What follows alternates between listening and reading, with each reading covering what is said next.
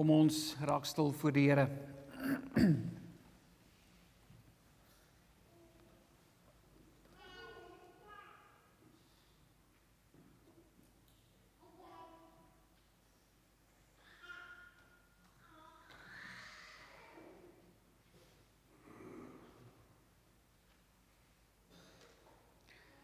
So sê die Here, die koning van Israel en sy losser, die Here van die leerskare.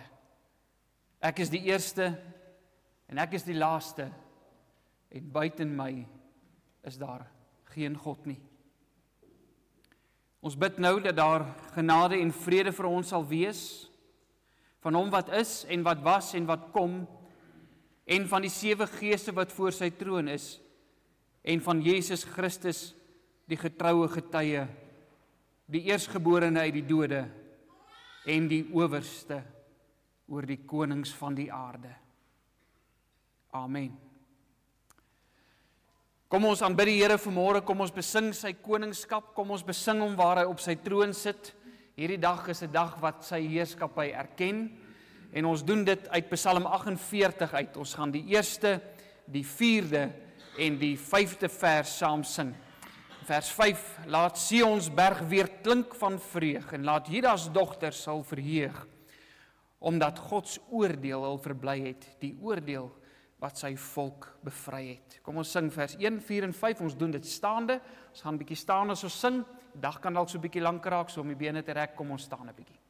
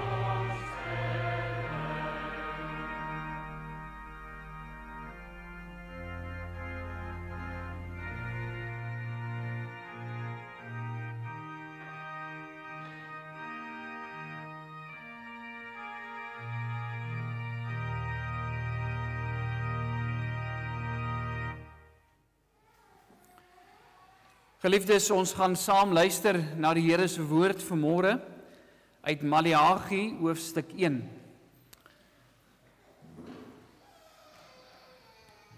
Ons gaan die hele hoofstuk saam lees, Maleagi hoofstuk 1.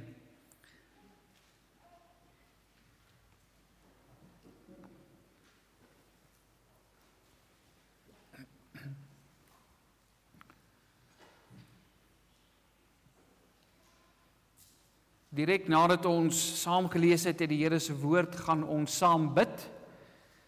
En ek gaan vra dat ons daarvoor almal opstaan. Ons gaan die Onse Vader as gebed sing vanmôre, as gesamentlike gebed, spesifiek ook met die klem op die doxologie, die verheerliking aan die einde van U is die ryk en die sterkte en die ere vir ewig en ewig. Amen. Dit is ons gebed direk na die skriflesing, sonder dat ek dit weer aankondig, maar U kan staan vir die gebed na die skriflesing. Ons lees saam met die Here se woord uit Maleagi 1 vanaf die eerste vers. God spraak. Die woord van die Here aan Israel deur die diens van Maleagi. Ek het julle liefgehad, sê die Here. Nogtans vra julle, waarin het U ons liefgehad? Is Esau nie die broer van Jakob nie, spreek die Here? Tog het ek Jakob liefgehad, maar Esau het ek gehaat en sy gebergte 'n wildernis gemaak en sy erfdeel aan die jakkalse van die woestyn prysgegee. As Edom sê, ons is wel verwoes, maar ons sal die pynhope weer opbou, dan sê die Here van die leerskare dit, laat hulle bou, ek breek dit tog af, en die mense sal hulle noem grondgebied van goddeloosheid, en die volk waarop die Here vertorend is tot in ewigheid. En julle oë sal dit aanskou, en julle sal sê, groot is die Here oor die gebied van Israel. 'n Seun eer die Vader, en 'n knegt sy Heer. As ek dan 'n vader is, waar is my eer? En as ek 'n Heer is, waar is die vrees vir my? Sê die Here van die leerskare aan julle, o priesters, wat my naam verag. Maar julle sê, waardeur het ons U naam verag? Julle bring spys wat verontreinig is op my altaar, en dan vra julle, waardeur het ons U verontreinig? Deurdat julle sê, die tafel van die Here is veragtelik. En as julle 'n blinde dier bring om te offer, is dit geen kwaad nie.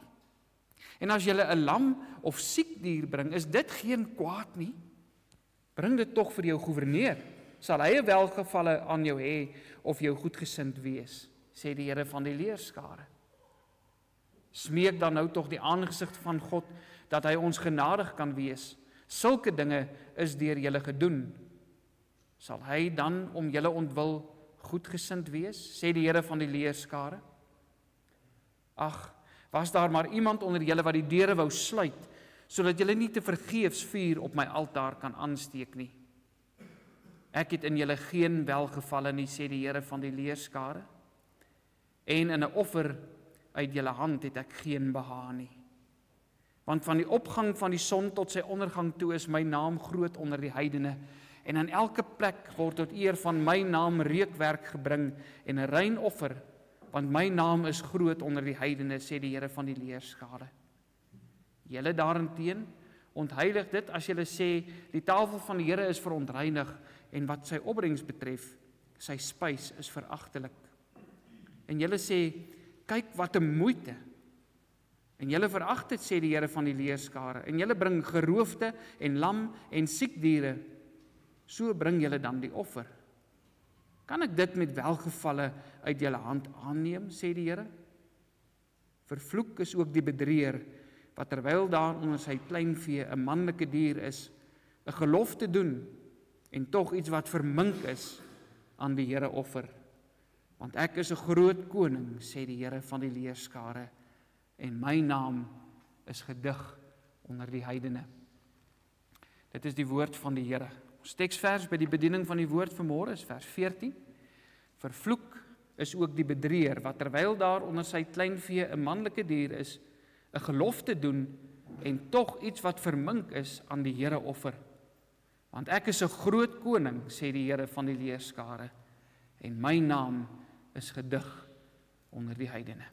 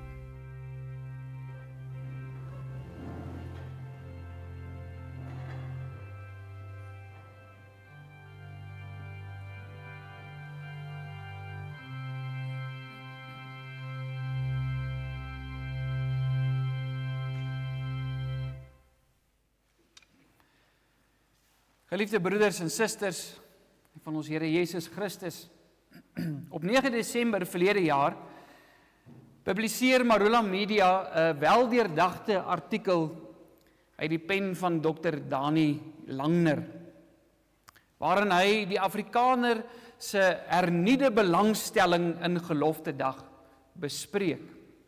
Weet jy of jy die artikel dalk gelees het nie? Maar in die artikel probeer hy die vraag beantwoord of 'n mens kan sê dat die toename in die bywoningssyfers by geloftefeeste op 'n geestelike herlewing onder die Afrikaner dui of nie. Hoewel hy in hierdie artikel van hom nie 'n besliste oordeel vel en definitief ja of definitief nee sê nie, is hy tog versigtig optimisties. En hy sien veral tekens van herlewing in die feit dat Afrikaners wat voorheen die dag bloot as 'n vakansie en ontspanningsdag sou gebruik het, of dit dalk sou gebruik het as die eerste dag waarop hulle met vakansie sou reis, dat hulle nou kies om doelbewus Geloftedag by te woon.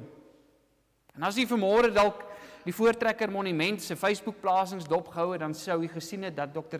Dani Langner al vroeg reeds geplaas het, kyk die duisende mense wat al reeds 7:00 in die oggend by die monument bymekaar is.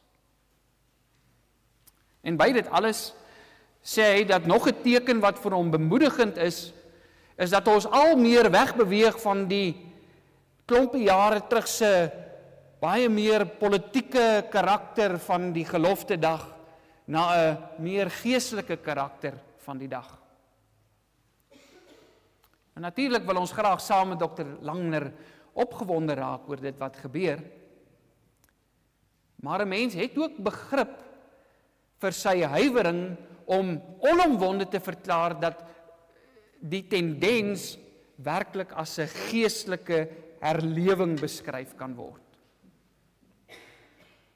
Die rede vir hierdie huiwering is omdat 'n mens nie herlewing bloot aan getalle meet nie. Jy kyk nie hoeveel mense is daar op 'n Sondag in die kerk of hoeveel mense is daar by 'n gelofte dag teenwoordig en dan besluit jy daar is nou herlewing nie. Dit mag een van die tekens van geestelike herlewing wees. Dit kan ons vir mekaar sê. Maar ware herlewing behels uiteindelik baie meer. Die gedeelte wat ons vanoggend saam gelees het, roep die Here ons juis op tot meer. Sy boodskap is duidelik, ware herlewing behels 'n opregte offer vir die groot koning. Wanneer 'n mens die laaste boek van die Ou Testament lees, waarna die Here vir 400 jaar lank stil sou wees en nie met sy kinders sou spreek nie, dan kom jy agter dat iets nie pluis is nie. Maleagi lewer sy boodskap ongeveer 100 jaar nadat die volk uit die kettinge van ballingskap bevry is en teruggekeer het na hulle land toe.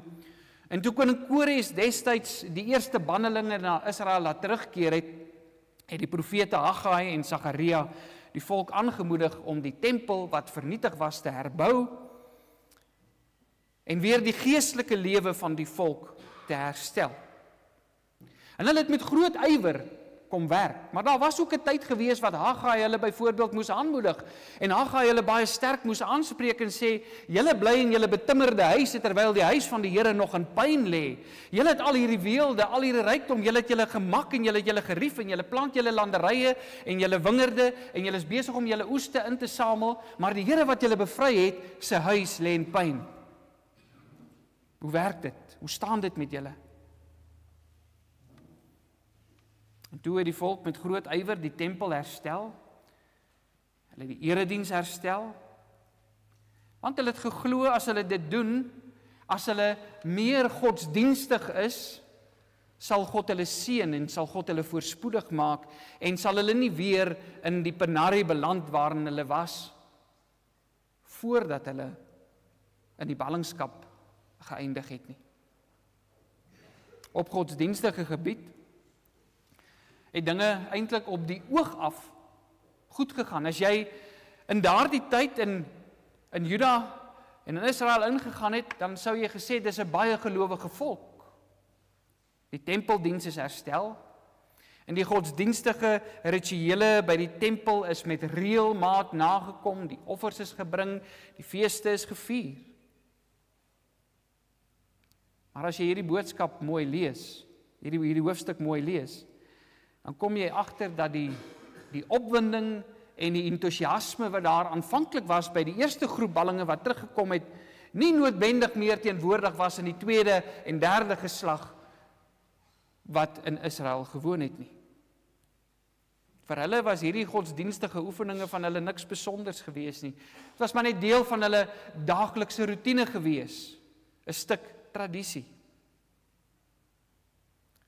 Dit is waaroor God se aanklag gaan.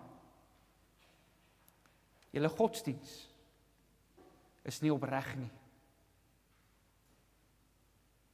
Hulle het blinde, lam en siek diere gebring om te offer, lees ons in hierdie gedeelte. Hulle was veronderstel om die beste van hulle kudde te bring vir die Allerhoogste, vir die een wat hulle bevry het. Jy sou dit ook verwag. Die beste, die eerste, die mooiste, die grootste. Want hy is ons bevryder. Hy is die een wat ons uit die kettinge van ballingskap uitgebring het na die beloofde land toe terug, sodat ons in vrede kan woon. Maar hulle bring dit wat tweedehands is. Dit wat niemand wil hê nie, dit wat hulle nie verkoop gaan kry nie. Hulle is amper soos daardie ou wat op 'n Sondag in die kerk sit en as die dominee sê, nou is dit tyd om die Here te dien met jou gawes. Dan kyk hy gou wat se klein geld is daar in sy beursie, dan gooi hy dit in die bordjie.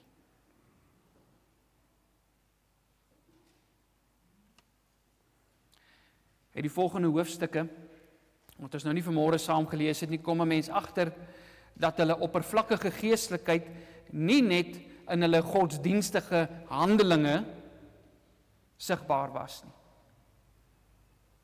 Lees jy die volgende hoofstukke, dan kom jy agter dat die Here 'n klomp klagtes eintlik voor hulle deur kom lê.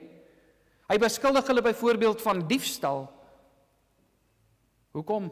Hy sê, want julle erken my nie as die gewer nie.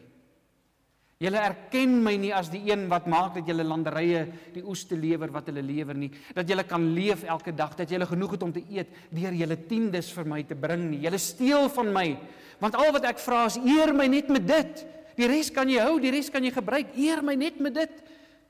Maar nie eens dit doen julle nie. Hulle huwelikslewe het veel te wense oorgelaat. Ons lees in hoofstuk 2 dat die Here hulle aanvat. Die Here sê, onder julle tree op soos die heidene. Julle trou met heidense vroue. En egskeiding is alledaags onder julle. En die Here sê in hoofstuk 2, terwyl ek egskeiding haat. Hy haat dit. Hy sê vir hulle, julle beklei nie hard genoeg vir julle huwelike nie. Julle doen nie genoeg moeite daarmee nie.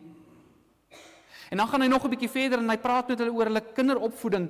En hy sê, julle kinderopvoeding laat veel te wense oor, want julle het nie julle kinders in die vrese van die Here groot gemaak nie. Die tweede en die derde geslag, wat veronderstel was om 'n godvreesende geslag te wees, vrees my nie meer nie. Hulle doen hierdie dinge maar net uit gewoonte uit. Hulle weet nie meer waaroor dit gaan nie. Hulle weet nie meer hoekom hulle hierdie dinge doen by die tempel nie. Hulle verstaan nie meer die betekenis van hierdie dinge nie, want julle het dit nie vir hulle geleer nie.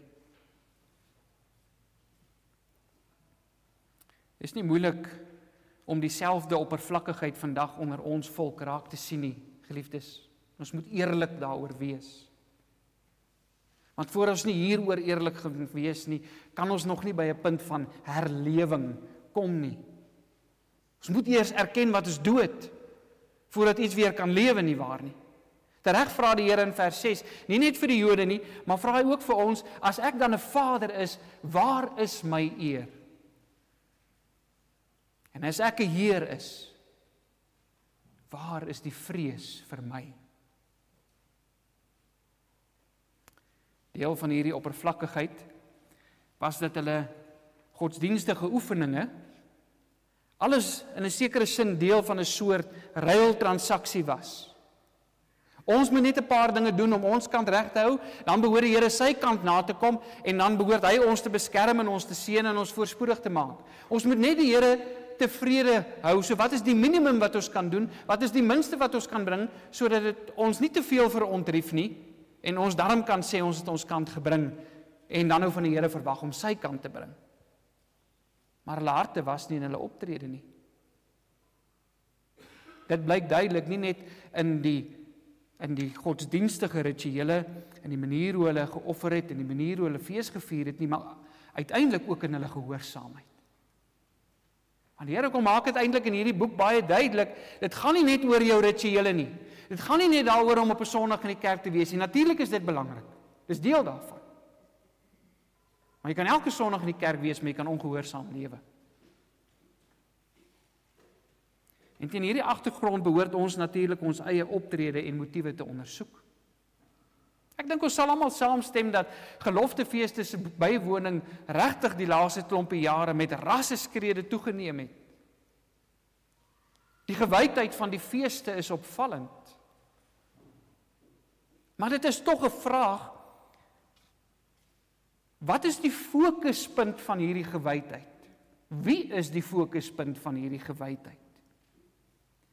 Weet jy, dit raak regtig 'n ernstige vraag om te vra, is dit nog die God van Bloedrivier? En ek wil nie daar stop nie, want party ouens stop net daar, en dis 'n ander God wat hulle aan ons voorstel as die God van Bloedrivier. Want die God van Bloedrivier is ook die God van Golgotha. En die vraag is, as ons feeste vier, is dit die fokus? Is hy die fokus? Is dit die God wat ons voorouers vanuit hulle diep gewortelde gereformeerde geloofsoortuiging as die soewereine God aanbid het, die een wat oor alles heers, oor alles regeer en alles in sy hand hou? getuig die manier hoe ons die dag deurbring en hoe ons lewe, dat ons die God aanbid. Die God wat nie net mense se omstandighede verander nie, maar wat mense se harte verander en mense se lewens verander. Weet om vlae te swaai en kakieklere aan te trek en party ouens ramshorings te blaas en die 4de vers van die stem of selfs die Onse Vader met bewende bewoondheid te sing, spreek van 'n sekere soort geestelikheid, maar dit is nog nie noodwendig herlewing nie. Die Jode het ook met groot geestelikheid en met gewyde erns hulle offers, al was dit halwe offers, na die tempel van die Here gebring. Herlewing sluit nooit hierdie geestelike handelinge uit nie. So moenie vanmôre hier uitstap en sê, die dominee het gesê, ons hoef nie eintlik in die kerk te kom nie, ons net sorg dat ons lewens reg is nie. Albei is belangrik.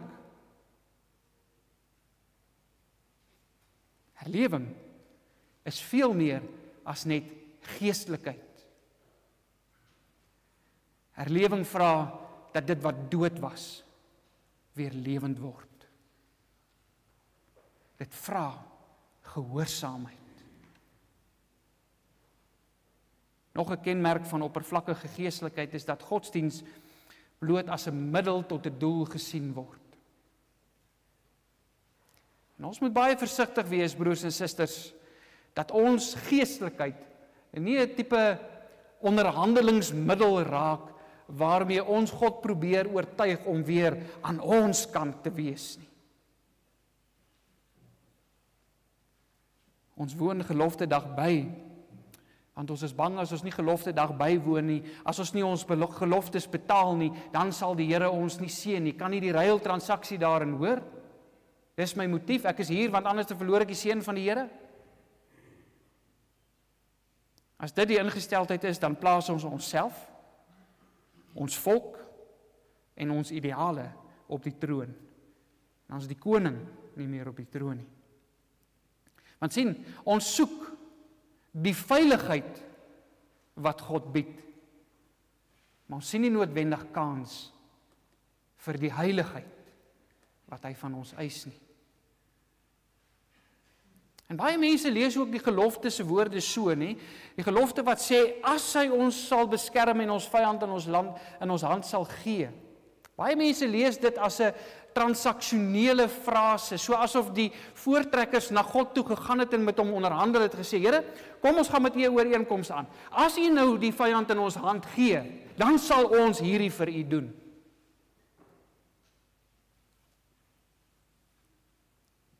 Die voortrekkers het nie met God geonderhandel nie. En die rede hoekom ons dit kan sê is, want hulle het niks gehad om mee te onderhandel nie. Dink 'n bietjie daaroor. As dit 'n onderhandeling was van, doen U hierdie, dan sal ons hierdie doen. Sê nou die Here het nie gedoen wat hulle nou wou gehad het hy moet doen nie. Wat sou met die voortrekkers gebeur het? Sou ons sê, nee, dan sou hulle 'n goddelose volk gewees het. Broers en susters, daar sou nie 'n volk gewees het om 'n goddelose volk te wees nie. Hulle sou almal dood gewees het. Hulle sou almal uitgewis gewees het. So hulle het niks gehad om mee te onderhandel nie. Daarom kan jy nie hierdie gedeelte in die gelofte teks lees as 'n transaksionele frase nie. Eintlik sou 'n beter woord dalk wees om te sê, wanneer hy ons beskerm. Wanneer dit gebeur, dat hy ons beskerm. Die voortrekkers het nie hulle geestelikheid gebruik om God te oortuig om aan hulle kant te wees nie. Hulle het nie na God toe gegaan en gesê, kyk hoe goed is ons, kyk hoe getrou is ons, kyk hoe baie lees ons Bybel, ons kom elke aand bymekaar, ons doen elke aand huisgodsdiens, ons trek met die Bybel in die wakes, ons sorg dat ons kinders gekatkeseer word. Hulle het nie daarmee na hom toe gekom nie. In Maleagi 1 maak God dit baie duidelik aan Israel, ek seën julle nie omdat julle my gekies het nie. Ek seën julle omdat ek julle gekies het. Jakob het ek lief gehad, Esau het ek gehaat, 'n duidelike keuse wat die Here maak.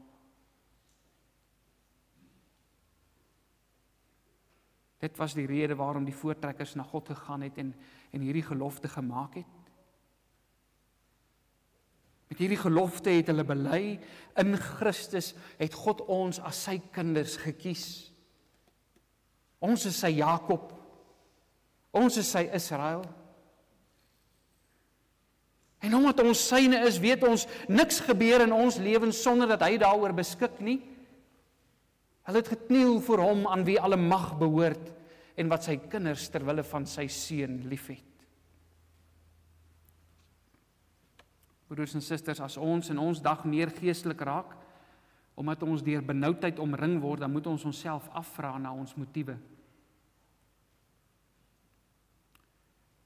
Raak ons meer geestelik, raak ons meer ingestel op die betekenis van hierdie dag, omdat ons graag iets by die Here wil hê, of omdat ons eintlik in die eerste plek iets vir hom wil gee.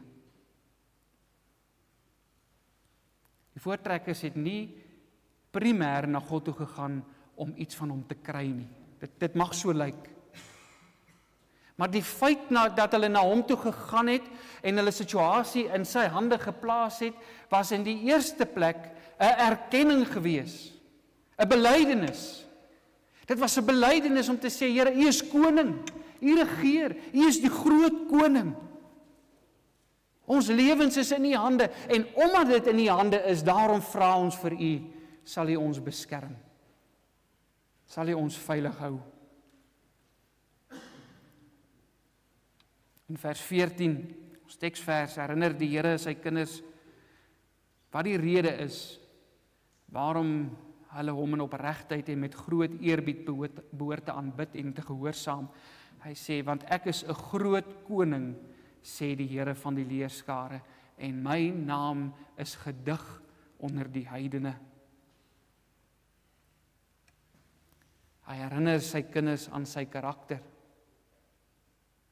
Hy bepaal die lotgevalle van volke en van mense.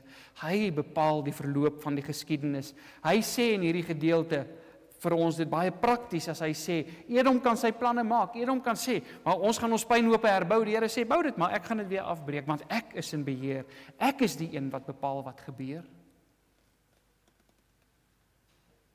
God herinner sy kinders in hierdie gedeelte aan sy heerskappy en sy koningskap. Hy het sy volk lief en daarom sorg hy vir sy kinders. Sy volk se geskiedenis is 'n lewende getuienis van sy verlossende liefde. Hy is die een wat hulle keer op keer uit die hand van hulle vyande verlos. Hy is die een wat hulle lotgevalle bestuur het, sodat hulle uiteindelik ook uit die ballingskap uit kon terugkeer na die beloofde land. In hoofstuk 3 profeteer Maleagi van die dag van die Here wat sal kom, waarop hy sy koningskap sal bevestig. Daar kom 'n dag, en jy moet bietjie hoofstuk 3 gaan lees, pragtige profesie oor die koms van die Messias. Daar kom 'n dag dat die Here, die engel van die verbond, na sy tempel sal kom en alle goddeloosheid en oppervlakkigheid sal vernietig. En hiermee verwys Maleagi natuurlik vooruit na die koms van Jesus Christus. In Christus het God beide sy vaderlike liefde en sy koninklike heerskappy bevestig. As Vader gee hy sy seun in ons plek, sodat hy die straf op ons ongeregtighede kon dra, sodat hy ons as sy kinders kon aanneem. En as koning oorwin hy die bose en die dood. Hy maak lewend wat dood is. Hy red wat verlore is. Ons moet verstaan, geliefdes, dat die voortrekkers nie vir God gesien het as 'n soort genie, wat net reg gestaan het om, wanneer hulle die lampie vryf, in al hulle behoeftes te voorsien nie. Hulle was gelowig.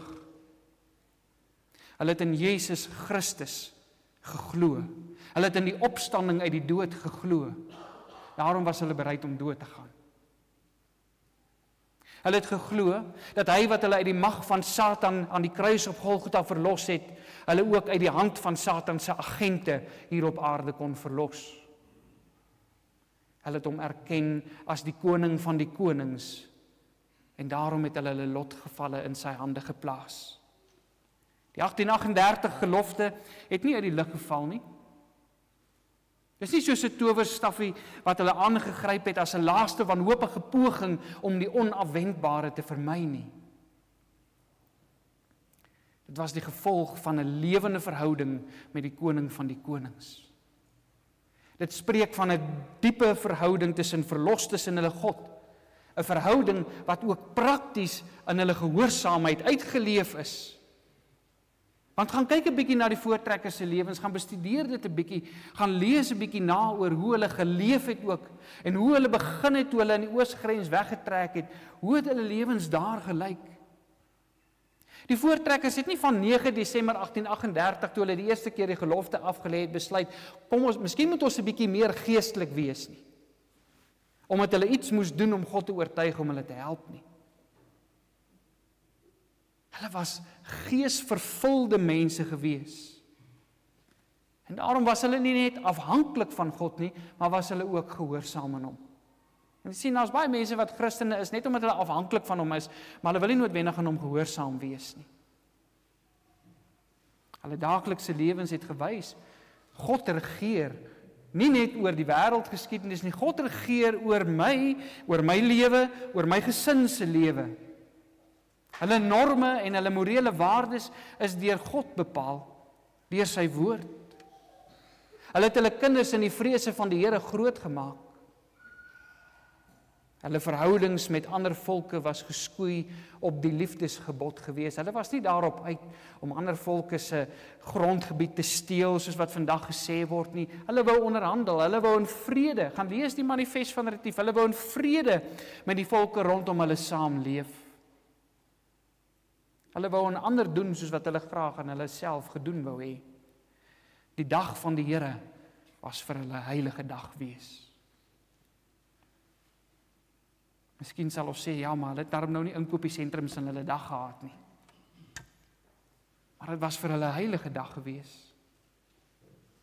Hulle het nie aangespraak gemaak op volmaaktheid nie, maar hulle wou die knie voor niemand anders terbuig nie. Uiteindelik, geliefdes, het God by Bloedrivier sy status as grote koning herbevestig, toe hy sy kinders wonderbaarlik verlos het. Weet, ons volk is in 'n unieke posisie, want ons kan sê dat die Here iets van wat op Golgotha gebeur het, ook baie konkreet in ons lewens herhaal het, by die slag van Bloedrivier. Maar wat meer merkwaardig is hoe hy op dieselfde dag ook sy koningskap onder die heidene, onder die Zulus bevestig het. Dr. Peter Hammond het jare gelede 'n artikel geskryf waarin hy wys hoe baie pogings daar van verskillende sendelinge was om voor die slag van Bloedrivier die evangelie onder die Zulus te verkondig, en dat hulle moedeloos eintlik in hulle dagboeke geskryf het dat hulle nie hond haar afmaak nie. Daar was amper geen bekeerling, ten minste nie een waarvan hulle oortuig was nie. Maar na die slag van Bloedrivier was dit asof daar 'n damwal onder die Zulus gebreek het, soos wat hulle tot bekering gekom het. Soveel so, dat daar jare later 'n sendingstasie opgerig is op die plek waar Dingaan se stad Umgungundlovu gestaan het. 'n monument ter ere van die koning. Sy naam is inderdaad gedig onder die heidene. Die viering van Geloftedag, geliefdes, is dus ten diepste die verering van God se koningskap. Wie hom as ware koning erken, kan nie in oppervlakkige godsdienstigheid verval nie. En dit lei dus nou tot die vraag, hoe lyk 'n opregte offer dan? Maleagi se boodskap is 'n oproep tot bekering aan 'n volk wat in louheid en in oppervlakkigheid verval het. Om hierdie rede, geliefdes, is dit ook vir ons relevant.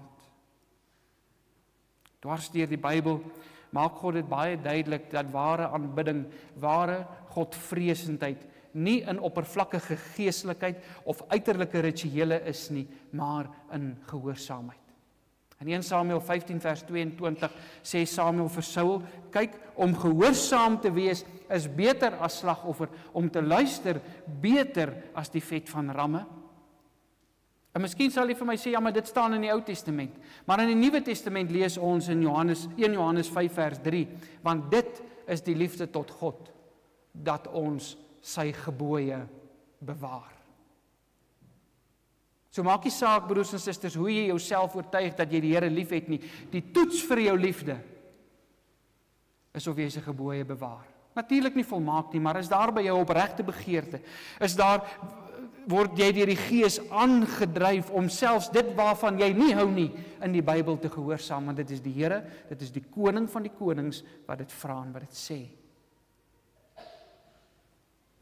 Wanneer ons dus begin soek na tekens van geestelike herlewing, of ons daarvoor begin beywer, broers en susters, dan moet ons na gehoorsaamheid soek. Dit help nie, ons buig net op gelofte dag voor God, maar die res van die tyd leef ons soos wat ons wil nie. Dit help nie, ons staan op gelofte dag met trane in ons oë, met hande in die lug omhoog. Maar ons kinders ken nie die Bybel nie, en hulle ken ook nie die binnekant van 'n kerk nie, want hulle kom nooit daar nie. Want as ons in die aande eet, dan eet elkeen maar op sy eie plek, en ons het nooit huisgodsdienst saam met mekaar nie. Ons kom buig nie saam voor die troon van die Here, waar ons hom aanbid, waar ons hoor wat die wil van die Here vir ons is nie. Dit help nie, ons skep bloot ons eie weergawe van Christendom, waarin ons baie entoesiasties gehoorsaam is nie. Want as julle dit doen, dis presies wat die Jode gedoen het, en wat sê die Here vir hulle in hierdie gedeelte? Hy sê vir hulle in vers 10, is daar nie maar iemand wat die deure van die tempel kan sluit nie? Hy sê, want hierdie soort godsdienst staan my nie aan nie, ek soek dit nie, as dit nie is wat ek vra nie, dan wil ek dit nie hê nie, maak ieder die deure toe, maak die kerke se deure dan toe, maar dit soek ek nie. Ware gehoorsaamheid is om te buig voor die woord, want dan buig jy voor die koning. Ware herlewing sal sigbaar word, wanneer egskeidingssyfers begin daal. Wanneer die bed onbesmet is, soos wat die woord van die Here van ons vra. En ons jong mense nie om die braaivleisvure by mekaar spog, saam met hoeveel hulle al geslaap het voordat hulle getroud was nie. Sodat ons nie Afrikaner universiteite oprig, maar die goddeloosheid prut onder die oppervlakte daarvan nie. En ten minste doen ons daarom dinge in Afrikaans nie. Dit sal sigbaar word wanneer ons kinders opnuut in die vrese van die Here groot maak. Want hoe anders sal hulle met ons kan deel in die erkenning van geloftedag, as hulle nie die God van geloftedag ken nie. Herlewing sal eg wees as ons harder beklei dat ons kinders 'n Christelike opvoeding kry, as wat ons beklei daarvoor dat hulle 'n Afrikaanse opvoeding kry. En daarmee sê ek nie Afrikaanse opvoeding is onbelangrik nie. Maar weet jy, in ons land kry ek baie keer die idee, ons beklei baie hard vir 'n Afrikaanse onderrig. Maak nie saak hoe sekulêr dit is nie, maak nie saak wat die inhoud daarvan is nie, maak nie saak wat my kind geleer word nie, solank dit net in Afrikaans gedoen word. Herlewing sal maak dat ons harder beklei vir 'n Christelike opvoeding en dit in Afrikaans. Herlewing sal helder skyn as die duisende wat geloftedag bywoon ook Sondag, die huis van die Here, daardie huis wat ons beloof het om te bou, vol sit. Broers en susters, is ons al by herlewing? Die tekens lyk inderdaad belovend en ons dank die Here daarvoor. Maar nou is dit die tyd om versigtig vorentoe te beweeg. Om versigtig te wees vir oppervlakkige geestelikheid. Want sê die Here, vervloek is ook die bedrieër wat terwyl daar onder sy kleinvee 'n manlike dier is, 'n gelofte doen en tog iets wat vermink is aan die Here offer. Die ware toets vir herlewing lê dieper. Dit vra dat ons die God van Golgotha en van Bloedrivier as die groot koning deur ons gehoorsaamheid sal erken. Dit help nie ons waai die vla, maar die vaandel van ons Christendom is gestryk nie.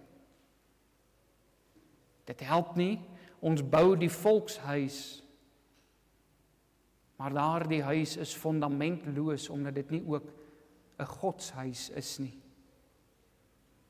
Ware herlewing is nie net geestelike herlewing nie, maar geesvervulde herlewing, onder die heerskappy van die Gees. Dit vra goeie grond, diep grond, sodat die saad wat gesaai word nie vinnig opkom en blom en net so vinnig verlep en verdor nie. Dit vra egter ook diep wortels, wat verbind is aan die fontein van lewende water. Vanuit hierdie grond sal daar 'n huis tot eer van God verrys, 'n oes wat veel vrug dra, sodat die roem en die eer van die oorwinning aan hom gegee sal word. Amen.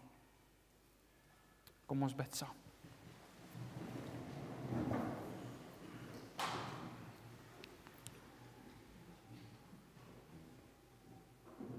Aan die Here van die leerskare, aan die koning van die konings, aan die almagtige verlosser wat op sy troon sit, en aan sy seun, Jesus Christus ons Here, wat uit die dood uit opgestaan het en aan die regterhand van die Vader sit, aan wie alle mag in die hemel en op aarde behoort, en aan die Gees van die lewende God, aan die drie-enige, behoort die lof en die eer en die aanbidding. Here, ons kom buig voor U neer. Ons aanbid U vanmôre. Ons wil aan U die eer gee, want op hierdie dag bevestig U opnuut en herinner U ons daaraan dat U 'n verlosser God is, dat U die een is wat groot dade ook in ons volk se geskiedenis gedoen het. Maar U herinner ons ten diepste aan die grootste verlossingsdaad van alle tye, toe Jesus Christus vir ons aan die kruis op Golgotha gesterf het, sodat ons kan terugkeer en in die beloofde land kan leef as verlostes, as vrygemaaktes, sodat die bose nie meer oor ons houvas het nie.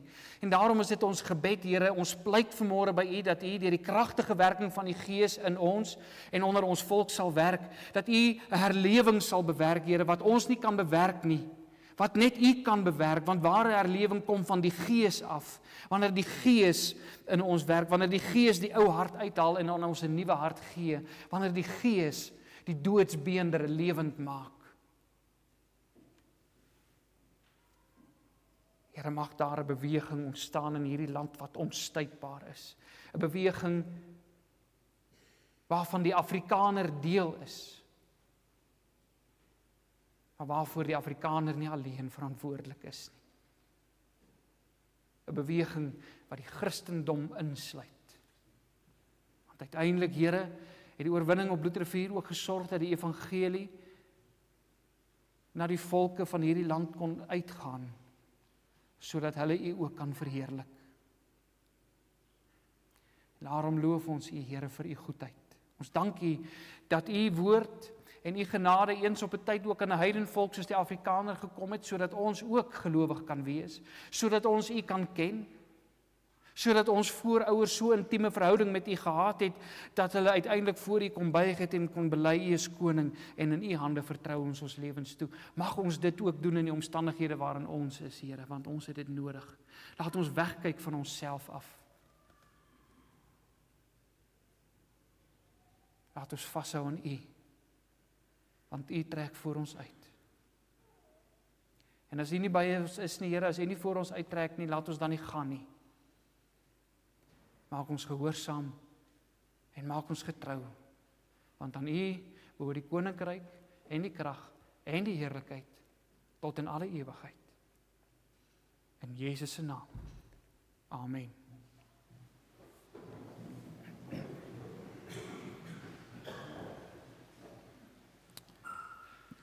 Geliefdes, kom ons sing nou gesang 30. Het sal weer op die bord wees vir u. Ons antwoord daarmee op die woord van die Here wat hy vanmôre tot ons gespreek het. Grote God, ons bring u eer. Ons aanbid u, Koning, Heer. Ons sing al drie die verse staande en daarna kan u net so bly staan vir die seënbede en dan kan u eers weer die sitplekke inneem.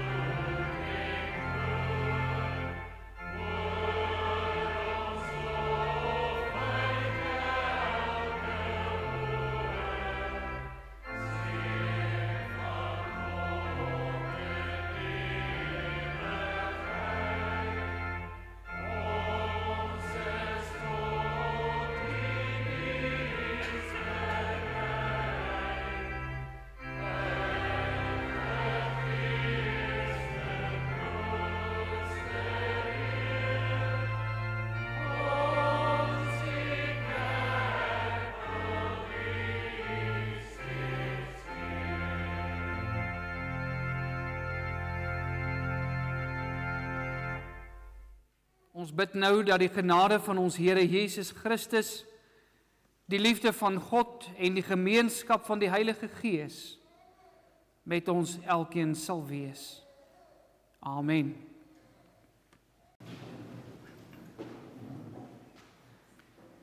Hier staan ons voor die heilige God van hemel en aarde, om 'n gelofte aan hom te doen, dat as hy ons sal beskerm en ons vyand in ons hand sal gee, ons die dag en datum elke jaar as 'n dankdag, soos 'n Sabbat sal deurbring. En dat ons 'n huis tot sy eer sal oprig, waar dit hom behaag. En dat ons ook aan ons kinders sal sê, dat hulle met ons daarin moet deel, tot nagedagtenis ook van die opkomende geslagte. Want die eer van sy naam sal verheerlik word, deur die roem en die eer van die oorwinning aan hom te gee. Jy kan sit.